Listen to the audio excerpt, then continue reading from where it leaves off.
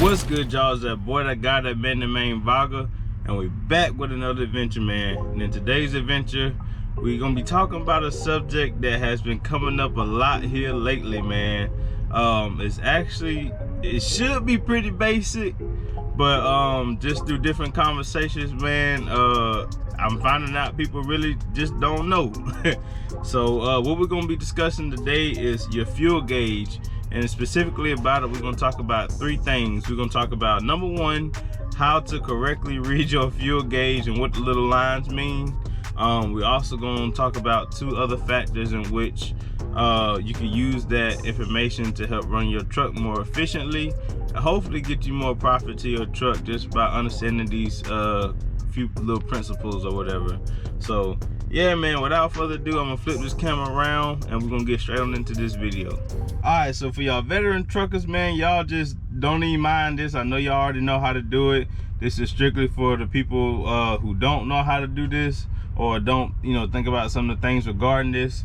But anyways, yeah, so all right, so this is your fuel gauge, and this is on the Freightliner Cascadia on the Peterbilt. I don't know if those gauges look a little different, or the Volvos and the other makes or whatever. I don't know if it looks a little different, but you can use this information and apply it to that fuel gauge and it should correlate all the same.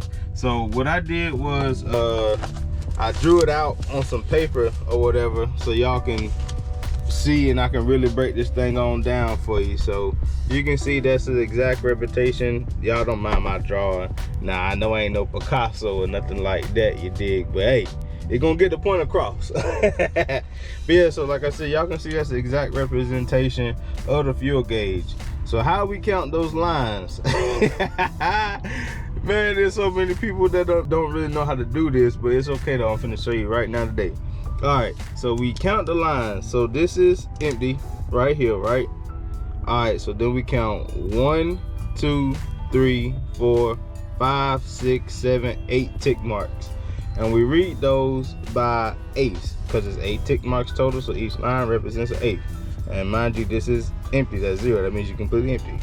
So the first line, that's 1/8. We could say the second line is 2/8, 3/8, 4/8, 5/8, and so on and so forth. All right, so that's just broken it down to eighths.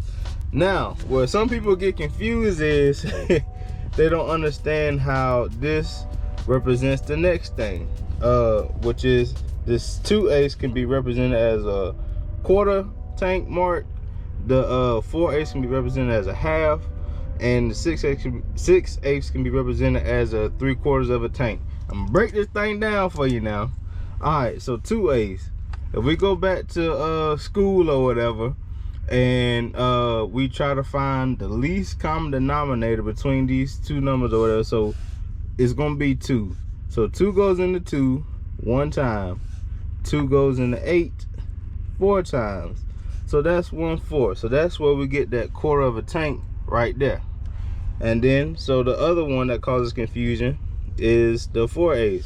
So if 2 goes into 4 2 times, 2 goes into 8 4 times, we do it again.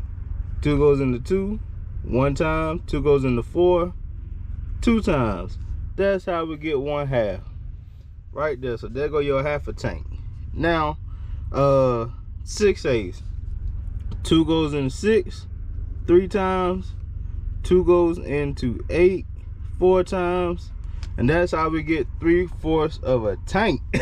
So that's where this comes from in a nutshell. That's where you get these numbers going around the gauge and stuff like that. And we just read it as this: 1/8 of a tank, quarter of a tank, 3/8 of a tank, half a tank, 5/8 of a tank, 3/4 of a tank, and 7/8 of a tank in full. So that's that right there. Now, going on to the second point.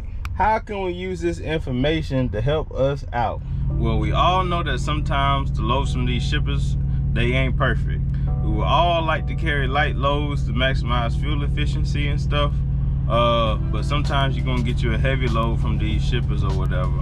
Right, so one of the factors that you gotta account for is the weight of the diesel itself when you're picking up these heavy loads from these shippers or whatever. Now on our prime trucks, we got the right weight scale system, so you got a scale on your tractor, and then you also got a scale on the trailer, so that does help a lot.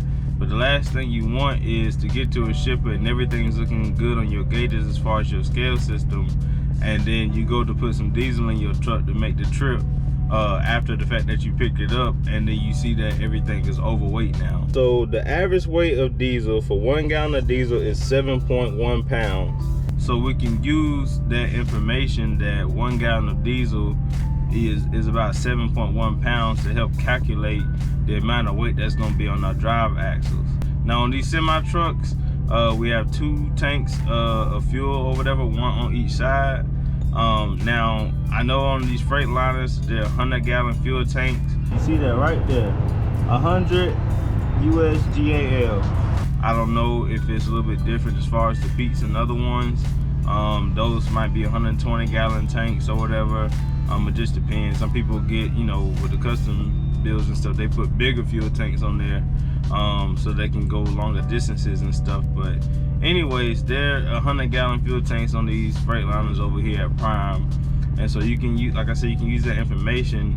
So say you got half a tank, which would be 100 gallons, you multiply that times 7.1. Well, then now you know the weight that's going to be on your drives just from fuel alone, and it can kind of help you better avoid being overweight or whatever. So now the last way those lines on the fuel gauge come in handy is for the MPGs, your miles per gallon. So at every tick mark, you need to know just how many miles you can go before you hit empty.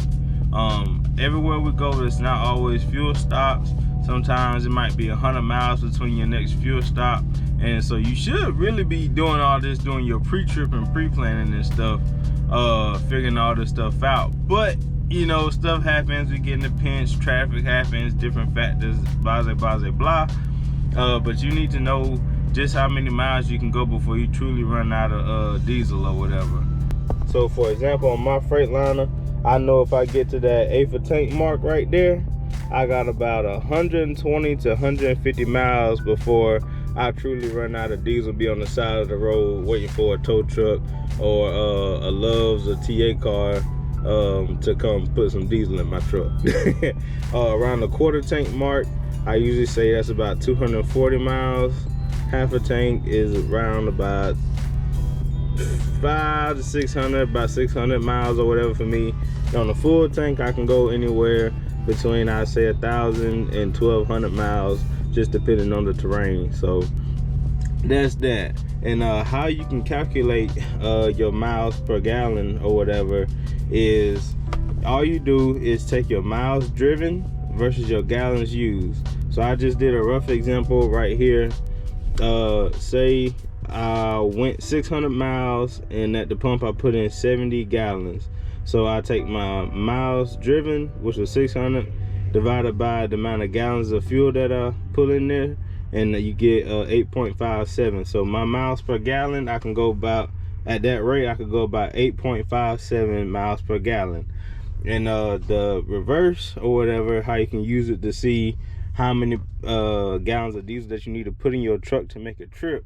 Well, all you do is do the miles that you need to drive divided by your miles per gallon. So just like I said on other videos, for these trucks over here at Prime, we're getting typically anywhere between 8 to 10 miles per gallon. And I know some of y'all older truckers will be like, ain't no way y'all getting 10 miles per gallon. Well, yeah, it's true. Some of these drivers out here are truly getting like 10 miles a gallon. I personally have seen it in the class on the charts and stuff.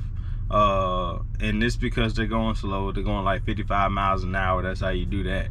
Now that's a whole nother, you know what I mean, there's a whole nother topic for another day on whether you should go that slow or not.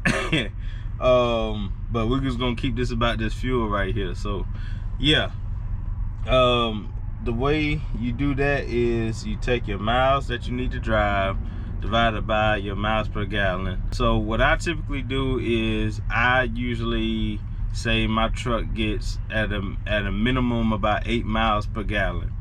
That's why I do all my fuel predictions at, is 8 miles per gallon.